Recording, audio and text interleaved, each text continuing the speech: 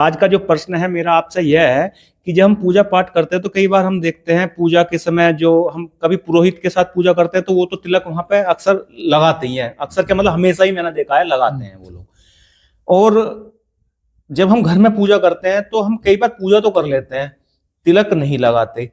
तो क्या हमें तिलक लगाना चाहिए या नहीं लगाना चाहिए, और हमारे धर्म शास्त्रों में तिलक का क्या महत्व बताया गया है? पहले तुम ये देखो कि तुम खुद लगाए हुए हो जी, तो तुम्हें क्या लगा जी। फिर मैं थोड़ा सा बताऊंगा इस विषय में भी। नहीं, जैसे मैं जब तिलक लगाता हूँ तो मतलब एक तो जब लगाता हूँ शीतलता महसूस होती है, और एक पूरे दिन ना ये लगा रहता कि मेरे यहाँ पे तिलक लगा हुआ है, और मतलब इसको मैं अपनी बता रहा हूँ, हाँ, मुझे नहीं, बिल्कुल, तो बिल्कुल। मतलब वो खराब ना हो जाए, ये ना हो जाए, मतलब एक यहाँ पे मेरा ध्यान लगा रहता है ध्यान जो लगा मुझे रहता है। हाँ।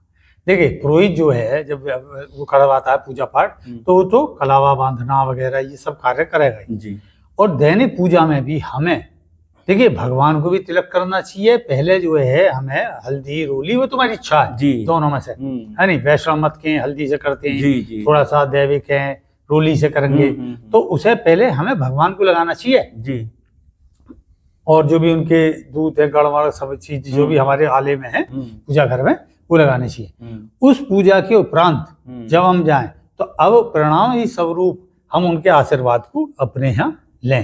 अब बहुत से ऐसा हो जाता है वो बह जाता है, तुम ऐसा अनुभव देखे होंगे, बह गया तो इस वजह से क्या करते हैं सूखा लगा लेंगे, थोड़ा सा गीला करके हल्का सा लगा लेंगे। लेकिन ये तो इससे क्या है कि जब कोई व्यक्ति आपसे टकराता है या टकराता है और आपके प्रति नकारात्मक विचार रखता है, सकारात्मक भी रखते हैं, नकारात्मक रखता है, तो वो एकदम उस पदार्थ पर लगने के कारण, क्योंकि ये सब एंटी वो हैं, समझे, नेगेटिविटी को निपटाने के ये सारे वो हैं पदार्थ हैं, तो फौरन इसका इफेक्ट वो वहीं रोक लेगा आपको, अंदर तक नहीं जाएगा कि आपको महसूस हुआ दर्द, शाम को आके परेशानी महसूस हुई। दूसरा इसके पीछे वैसी भावना है कि पता चलता है कि ये व्यक्ति धार्मिक भावनाओं से को मानता है, धार्मिकता को मानता है, और ये इस मत का भी है। मतलब जैसे वैष्णव मत का है तो उसने इस तरीके विष्णु भगवान वाला लगा रखा, युग्य आकार का, या त्रिपुंडधारी है इस तरीके का, तो ये भी उसकी धार्मिकता की पहचान है। तो कुछ तो इसमें छिपाना चाहते हैं कि भाई मैं पूजा तो कर लूं लेकिन पता ना चले किसी को कि पर्दा ही कर रहा। ये ऐसा नहीं होना चाहिए व्यवहार।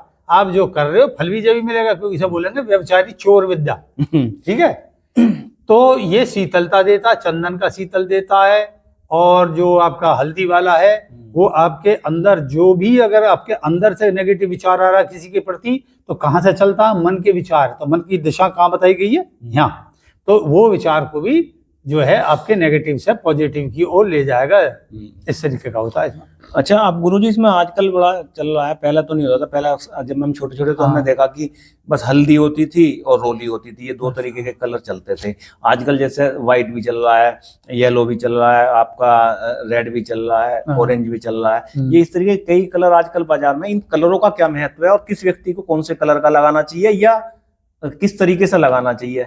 राशि प्रधान भी है, जैसे आपका राशि प्रधान है, मान लो तुम्हारी चंद्र राशि प्रधान है, जैसे आप कुंभ राशि के हो, मतलब तो कुंभ राशि का होगा स्वामी शनि, तो आप काला टीका लगा लोगे, है नहीं। शिव जी के उसके हो, मतलब आपका जो है चंद्र जैसे मेष राशि से कनेक्टेड है तो सूर्य संबंधित या चंद्र संबंधित, है नहीं। जैसे चंद्रमा का प्रभाव है, बुध का प्रभाव है, पीला लगाओगे, और मंगल का प्रभाव है, लाल लगाओगे। इस तरीके से दैनिक उसमें भी उपयोग है। तो जो इसमें थोड़ा सा ज्यादा रखते हैं तो वो उसके साप्ताहिक के तौर पर भी लगाते हैं इसे, समझे, और उसका इफेक्ट भी है। जैसे किसी कन्या राशि है तो उसके लिए क्या रहेगा? बुध का इफेक्ट हो गया उस पर। हाँ, तो उसको कौन से लगाने चाहिए? अब कन्या राशि का है और बुध दोनों पे है, मतलब बुध का जो प्रभाव होता है वो किस किस पे हो गया? मिथुन राशि पे भी हो गया, कन्या राशि पे हो गया। तो कन्या का समय बुध हो गया, और बुध का रंग कैसा? अब बहुत से तो थोड़ा हरा भी लगाते, लेकिन हरियल भी लग सकता है आपके बुध का प्रभाव, हरा भी लग सकता है आपके अंदर, ये है। नहीं तो जैसे अब हरा तो हमने नहीं देखा, वो तो हरा अगर ना मिले तो फिर कौन सा लगा? नहीं, वैसे तो बुध का है ही है, लेकिन तो आप पीला उपयोग कर सकते हैं, पीला। तो फिर हम जैसे अब आप मुझे बताइए, अगले दिन बृहस्पति आ जाता, अब बृहस्पति का तो है ही पीला। अच्छा, बृहस्पति के लिए हम पीला। हाँ। और लाल किसका प्रतीक हुआ जी? लाल जो है मंगल का, लाल मंगल का हो गया। और जो है सफेद चंद्रमा से हो गया, चंद्रमा का हो गया।